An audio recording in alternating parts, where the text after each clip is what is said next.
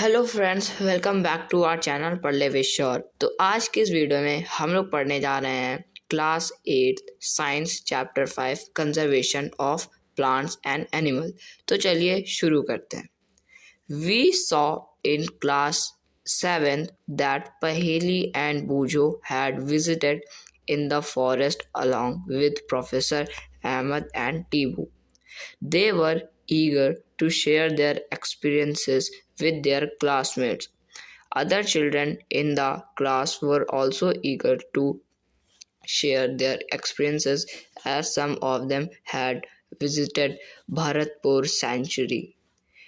Some others had heard about Kaziranga National Park, Lok Chao Wildlife Sanctuary, Great Nicobar Biosphere Reserve and Tiger Reserve, etc. तो क्या होता है कि हम लोगों ने जैसा कि क्लास 7 में पढ़ रखा है, जो पहेली और बूझो हैं इन्होंने एक फॉरेस्ट में विजिट करा था प्रोफेसर अहमद और टीबू के साथ।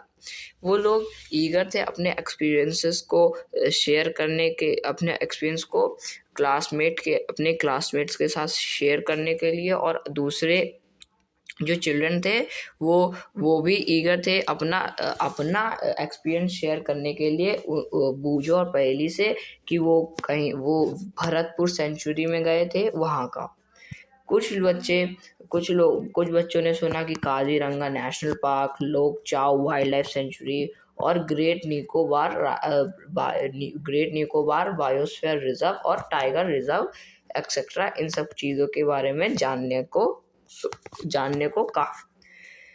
तो ये जो एक छोटा सा स्टोरी पार्ट था। अब जो हमारा मेन टॉपिक है वो है डिफॉरेस्टेशन एंड इट्स कॉजेज। तो इसे हम लोग स्टार्ट करते हैं। तो चलिए शुरू करते हैं। A great variety of plants and animals exist on earth. They are essential for the well-being and survival of mankind. Today, a major threat to survival of these organisms is deforestation. We know that deforestation means clearing of forest and using that land for other purpose. Trees in the forest are cut for some of the purposes mentioned below. Procuring land for cultivation, building houses and factories, making furniture, or using wood as fuel. Some natural causes of deforestation are forest fires and severe droughts. तो क्या होता है कि एक बहुत great variety में जो plants हो गए, एनिमल्स हो गए, ये सब क्या धरती में हमारी अर्थ में एग्जिस्ट होती है। यानी कि चाहे देख लिया जाए प्लांट्स के बारे में, तो प्लांट्स की बहुत सारी वैरायटी अपने अर्थ में है। और एनिमल्स की बात करी जाए तो एनिमल्स की भी बहुत सारी स्पेशीज हमारे अर्थ में क्या एग्जिस्ट करती हैं। They are essential for the wellbeing and survival of mankind. और ये जो प्लांट्स और एनिमल है, ये क्या एसेंशियल है वेलबींग के लिए। किसका वेलबींग? मैनकाइंड। यानी कि इंसानों के अच्छे वेलबींग के और की मदद से ये सरवाइव कर सकती हैं। किसकी? मैनकाइंड की वजह से। इंसानों की मदद से ये काफ़ी टाइम तक क्या सरवाइव कर सकती हैं। तो अगर आज क्या हो गया है कि अब क्या हो गया है कि एक बहुत बड़ा खतरा आ गया है इन सारे ऑर्गेनिजम्स को सरवाइव करने के लिए, वो है डिफॉरेस्टेशन। डिफॉरेस्टेशन का मतलब ये होता है कि जैसे फॉरेस्टेशन मतलब पेड़ लगाना, डिफॉरेस्टेशन मतलब कि पेड़ हटाना, यानी कि पेड़ काटना। डिफॉरेस्टेशन मतलब पेड़ काटना। तो इससे क्या करते हैं कि जो पेड़ काट देते हैं और उसके बाद जो लैंड बचती है जगह, जैसे कि एक जगह है उसमें क्या खूब सारे, मतलब कि एक फॉरेस्ट है उसमें खूब सारे ट्रीज़ हैं, तो उन सारे ट्रीज़ को कट करके वो जो जगह है उस जगह में कुछ बना देना, उस लैंड का कोई भी पर्पस का यूज़ कर लेना, कुछ भी यूज़ कर लेना, तो वो क्या डिफॉरेस्टेशन कहलाता है। जैसे कि कुछ पॉइंट्स लिखे गए हैं यहाँ पर कि डिफॉरेस्टेशन के बाद क्या क्या किया, मतलब कि ट्रीज काट के वहाँ क्या क्या काम करा है हमने। पहला क्या है, प्रोक्योरिंग लैंड फॉर कल्टीवेशन, यानी कि डिफॉरेस्टेशन, पेड़ काटे उसके बाद उस लैंड को हम लोगों ने कल्टीवेशन के लिए ले ली, यानी कि एग्रीकल्चर पर्पस के लिए ले ली। दूसरा क्या है, बिल्डिंग हाउसेज एंड फैक्ट्रीज। दूसरा पॉइंट ये कह रहा है कि कई जगह बहुत सारे पेड़ थे उनको काटा, जो लैंड मिली उसमें हम लोगों ने हाउस बना लिए, फैक्ट्रीज बना ली। फिर तीसरा पॉइंट क्या है, मेकिंग फर्नीचर और यूजिंग वुड एज फ्यूल।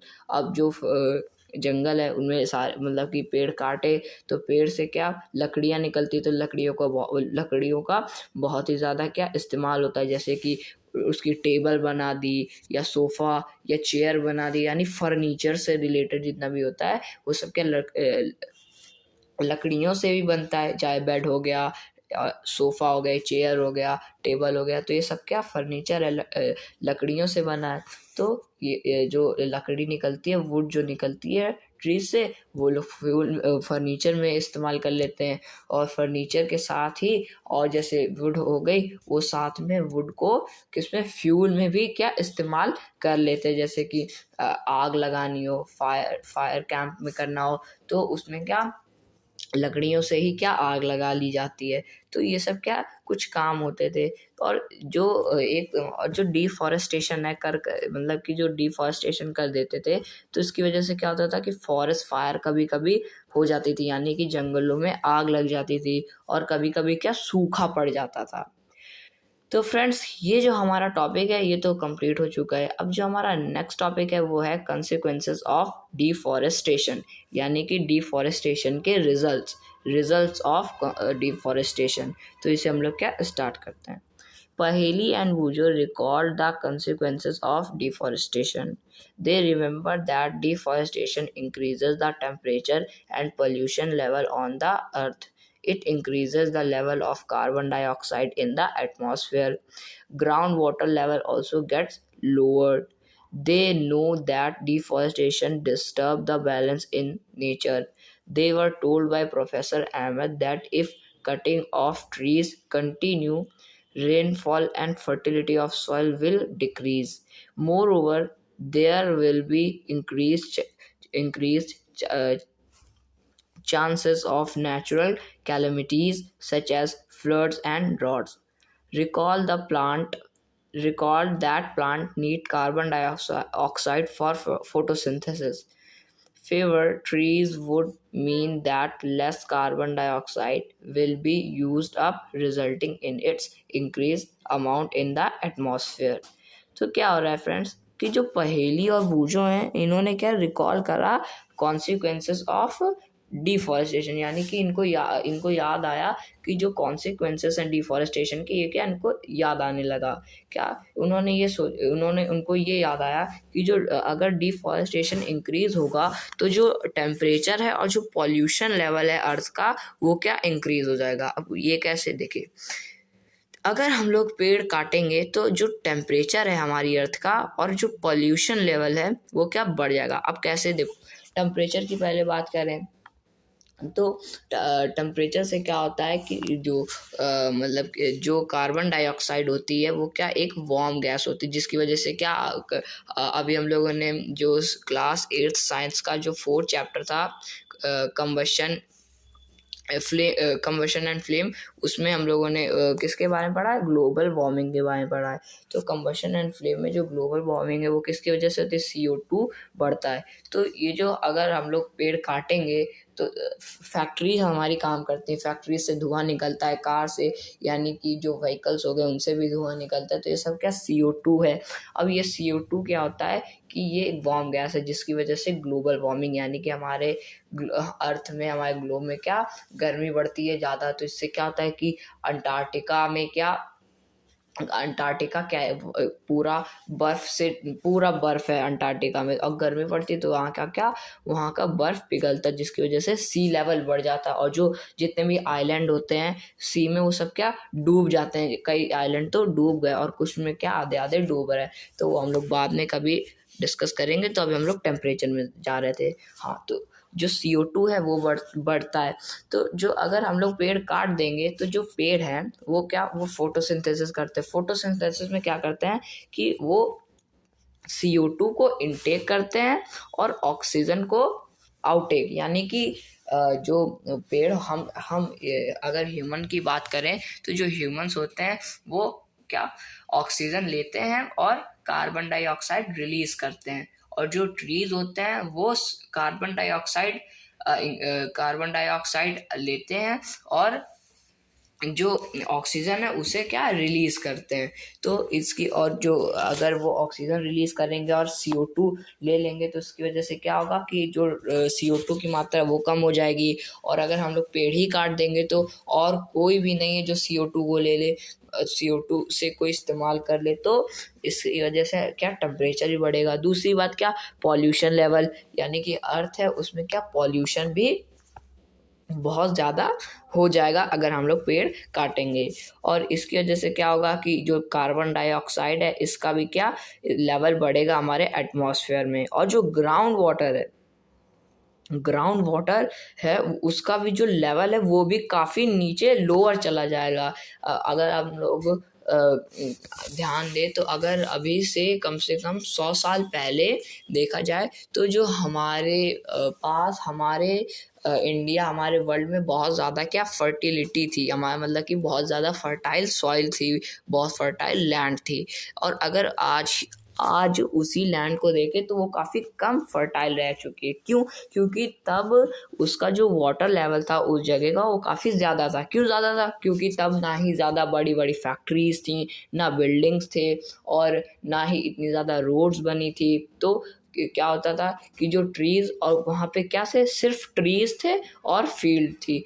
तो जो ट्रीज़ थे वो क्या, उस ट्रीज की जो रूट होती है जड़ वो काफ़ी अंदर तक जाती, और जो उसकी जड़ होती है पेड़ों की वो क्या पानी नीचे ही से क्या ले लेती हैं। तो अगर वो पानी नीचे से ले लेती हैं, और ट्रीज से क्या होता है कि पानी वो नीचे से ले लेते हैं, जिसकी वजह से क्या होता है कि जो वाटर लेवल है वो भी क्या बढ़ा रहता है, और हमारा जो वाटर लेवल है वो भी कम नहीं होता। और अगर आज की बात करें तो अब तो वो जगह जिस जगह में पहले ट्रीज हुआ करते थे, फील्ड होती थी, अब उस जगह में क्या फील्ड भी नहीं बची, वहाँ पे क्या सब फैक्ट्रीज रोड वोड बन चुके हैं। अगर आप ध्यान दें तो अगर आप जब छोटे थे तो वहाँ पे कोई जमीन जगह होगी, वहाँ पे क्या आप खेलते होंगे, फील्ड होगी, आप देखेंगे तो वहाँ कुछ कंस्ट्रक्शन हो रहा होगा, कुछ बन रहा होगा। तो ऐसी बहुत सारी जगह हैं जिनकी वजह से क्या काफ़ी डिस्टर्ब होता है हमारा जो काफ़ी सारी चेंजेस आते हैं हमारे सराउंडिंग में, हमारे बायोस्फीयर में। तो उन्होंने ये भी देखा, किसने, बूजू और पायली ने, कि जो डिफॉरेस्टेशन होता है ये डिस्टर्ब करता है जो हमारा नेचर है उसको बैलेंस करने में। और उनको ये भी बताया गया प्रोफेसर अहमद के द्वारा कि जो ट्रीज़ हैं उनको अगर कंटिन्यू काटते रहेंगे तो जो रेनफॉल है और जो फर्टिलिटी है सॉइल की वो क्या कम हो जाएगी। Moreover, there will be increased chances of natural calamities such as floods and droughts। और कहा कि अगर हम लोग कंटिन्यू काटते रहेंगे पेड़ तो इससे जो बारिश है और जो मिट्टी की फर्टिलिटी है वो तो कम होगी, साथ में क्या जो चांसेस होते हैं नेचुरल कैलेमिटीज़ की, जैसे कि फ्लड्स, यानी कि नेचुरल कैलेमिटीज़ यानी कि प्राकृतिक आपदाएं, जैसे कि प्राकृतिक आपदा यानी नेचुरल डिज़ास्टर भी कह सकते हैं। नेचुरल डिज़ास्टर जैसे कि फ्लड्स यानी बाढ़, और ड्रॉट्स मतलब कि सूखा, इनके भी क्या चांसेस बहुत ज़्यादा बढ़ जाते हैं। और हमें क्या ये याद कीजिए कि जो प्लांट्स होते हैं वो क्या कार्बन डाइऑक्साइड को इनटेक करते हैं और ऑक्सीजन रिलीज करते हैं, जो कि फोटोसिंथेसिस एक प्रोसेस होता है जिसमें होता है। ये हम लोगों ने क्लास 6th और 7th में पढ़ ही रखा है साइंस में, और ये अभी हम लोगों ने अभी ऊपर डिस्कस करके ही आ रहे हैं। This will lead to global warming as carbon dioxide traps the heat rays reflected by the अर्थ। जैसे कि अभी हम लोगों ने डिस्कस करा था कि इससे क्या ग्लोबल वार्मिंग भी बढ़ती है। The increase temperature on the earth disturb the water cycle and may reduce rainfall. This could cause droughts. तो क्या होता है कि जो टेम्परेचर होता है अर्थ का वो इंक्रीज हो जाता है, जिससे जो वाटर साइकिल होती है वो क्या डिस्टर्ब हो जाती है, और इसकी वजह से जो रेनफॉल है वो बिल्कुल कम हो जाता है। और तभी हम लोग क्या इसे कहते हैं ड्रॉट आ गया, यानी सूखा पड़ गया। Deforestation is a major cause which leads to the change in the soil properties. Physical property of the soil get affected by plantation and vegetation. Fewer trees result in more soil erosion. Removal of the top layer of the soil exposes the lower, hard, and rocky layers. This soil has less humus and is less fertile. Gradually, the fertile land gets converted into deserts. It is called desertification. तो क्या होता है कि जो deforestation होता है ये एक बहुत ही बड़ा मेजर कॉज होता है।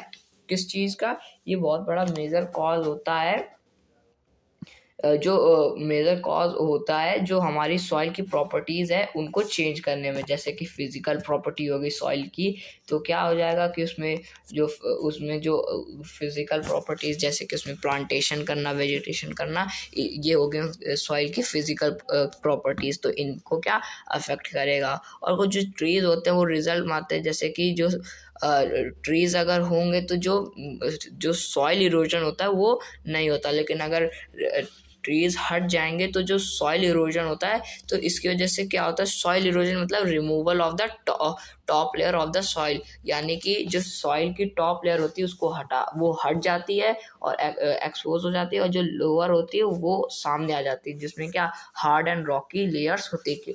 यानी कि टॉप लेयर जो होती है वो एकदम मिट्टी मिट्टी होती है, और जो लोअर लेयर होती है वो क्या हार्ड एंड रॉकी लेयर्स होती है। यहाँ पे रॉक होते हैं, हार्ड स्टोन्स होते हैं, और ये सॉइल में क्या लेस ह्यूमस, यानी ह्यूमस भी कम होता है, और लेस फर्टाइल, और इसमें क्या फर्टिलिटी भी बिल्कुल कम ना बराबर होती है। और इसमें क्या होता है कि जो ग्रेजुअली जो नॉन फर्टाइल लैंड होती है वो क्या डेजर्ट में कन्वर्ट हो जाती है, और इसे हम लोग क्या डेजर्टिफिकेशन भी कहते हैं। Deforestation also leads to a decrease in the water holding capacity of the soil. The movement of water from the soil surface into the ground, infiltration rate is reduced, so there are floods. The other properties of the soil like nutrient content, texture, etc. also change because of deforestation. We have studied in class 7 that we get many products from forest. List these products. Will we face shortage of these products if we continue cutting trees? तो क्या होता है कि जो deforestation होता है वो भी क्या जो वाटर होल्डिंग कैपेसिटी होती है सॉइल की उसमें भी क्या अफेक्ट करता है। अब जैसे कैसे अभी हम लोगों ने डिस्कस करा था कि जो ट्रीज है, अगर ट्रीज होंगे तो ट्री अपने नीचे ग्राउंड वाटर से पानी खींचेंगे, और अगर पानी खींचेंगे तो जो हमारी सॉइल है वो क्या वो उसको हेल्प, मतलब कि वो सॉइल को नीचे से एकदम टाइट करके रखेंगे, यानी कि एकदम पकड़ के रखेंगे, जिसकी वजह से जो वाटर होल्डिंग कैपेसिटी है सॉइल की वो भी क्या बढ़िया रहेगी। और अगर पेड़ काट देंगे तो जड़ जो भी होंगी, जड़ रूट हो गई किसके पेड़ की, वो सब कट जाएंगी, और वो सब कट गए तो फिर जो वाटर होल्डिंग कैपेसिटी है वो सॉइल की वो भी क्या कम हो जाता है। और जो मूवमेंट होता है वाटर का सॉइल सरफेस से ग्राउंड तक का, उसे क्या इन्फिल्ट्रेशन रेट जो होता है वो क्या रिड्यूस हो जाता है, मतलब कि ज़मीन से ऊपर आने का जो रास्ता है पानी का वो क्या एकदम कम हो जाता है, और इसकी वजह से क्या फ्लड्स आते हैं। और जो अदर प्रॉपर्टी होगी सॉइल की, जैसे कि न्यूट्रिएंट कंटेंट, टेक्सचर, और ये सब चेंज हो जाता है किसकी वजह से, डिफॉरेस्टेशन की वजह से। ये सब हम लोगों ने क्लास 7 में पढ़ा था कि बहुत सारे प्रोडक्ट्स हम लोग को फॉरेस्ट से मिलते हैं, और हम लोग को वही सारे फॉरेस्ट लिस्ट का मतलब कि लिखने हैं। और हम लोगों ने क्या हम लोगों को अगर ऐसा हो जाए कि जो ये सारी चीज़ों की ये जितने भी प्रोडक्ट्स हैं जो कि हमें फॉरेस्ट से मिलते हैं ये सब क्या शॉर्टेज हो जाए, तो हम लोग कैसे क्या हमारी लाइफ में क्या अफेक्ट पड़ेगा, ये सब क्या हम लोगों को लिखना है। तो ये जो टॉपिक है ये तो कंप्लीट हो चुका है। अभी जो हमारा नेक्स्ट टॉपिक है वो है conservation of forest and wild life. तो ये हम लोग करेंगे नेक्स्ट वीडियो में। आज की इस वीडियो में इतना ही, मिलेंगे नेक्स्ट वीडियो में। नेक्स्ट टॉपिक के साथ। तब तक के लिए थैंक यू वेरी मच।